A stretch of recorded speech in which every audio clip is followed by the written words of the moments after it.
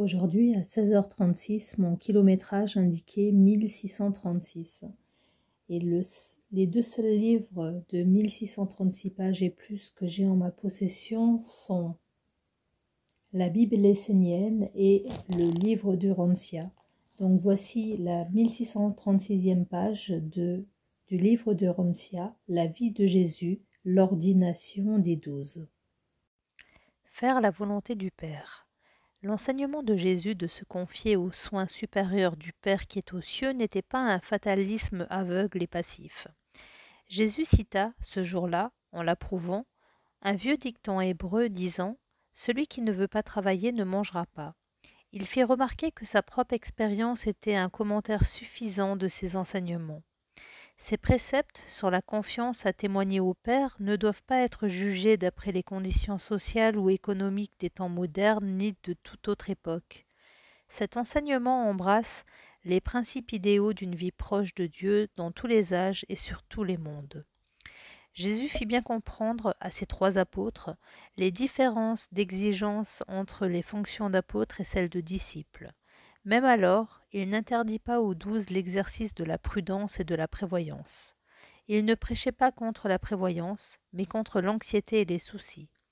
Il enseignait la soumission alerte et active à la volonté de Dieu. En réponse aux nombreuses questions des trois apôtres sur la frugalité et l'épargne, il attira simplement leur attention sur sa vie de charpentier, de constructeur de bateaux et de pêcheur, et sur sa minutieuse organisation des 12. Il chercha à leur expliquer que le monde ne doit pas être considéré comme un ennemi et que les circonstances de la vie constituent une dispensation divine travaillant de concept avec les enfants de Dieu. Jésus éprouva de grandes difficultés à leur faire comprendre sa pratique personnelle de non-résistance. Il refusait absolument de se défendre et il semblait aux apôtres que Jésus les verrait avec plaisir suivre la même politique. Il leur apprenait à ne pas résister au mal, à ne pas combattre les injustices et les blessures, mais non à tolérer passivement la malfaisance. Il rendit clair cet après-midi-là qu'il approuvait le châtiment social des malfaiteurs et des criminels, et que le gouvernement civil devait parfois employer la force pour maintenir l'ordre social et exécuter les décisions de la justice.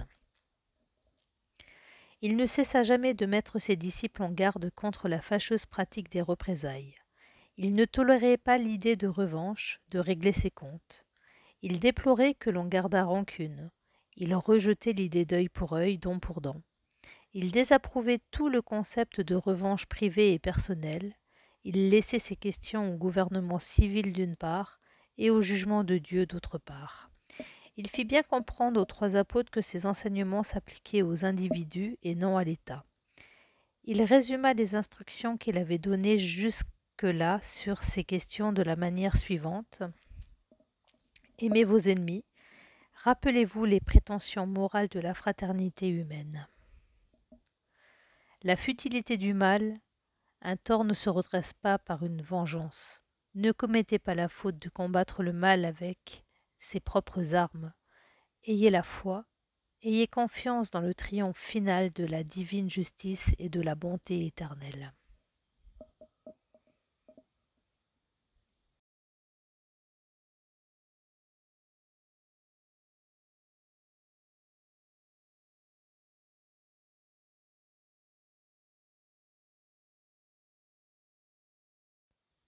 Merci de m'avoir lu et écouté, même si ce premier enregistrement est en décalé. Je suis ni médium ni voyante, je suis quelqu'un qui est à la fois. Et depuis toujours, je suis accompagnée par les heures miroirs. Et sur ces 4 dernières années, où j'ai cherché à mieux comprendre beaucoup de choses, j'ai mis en place, après un travail personnel, ce que je vais appeler conventions avec mes guides. Et on me pousse, j'ai l'impression d'être poussée à partager tous les messages qu'ils m'envoient par l'intermédiaire de lettres et de chiffres que j'avoue avoir beaucoup de mal à déchiffrer, mais j'y travaille. Merci pour votre écoute. À bientôt. Allô, Jésus.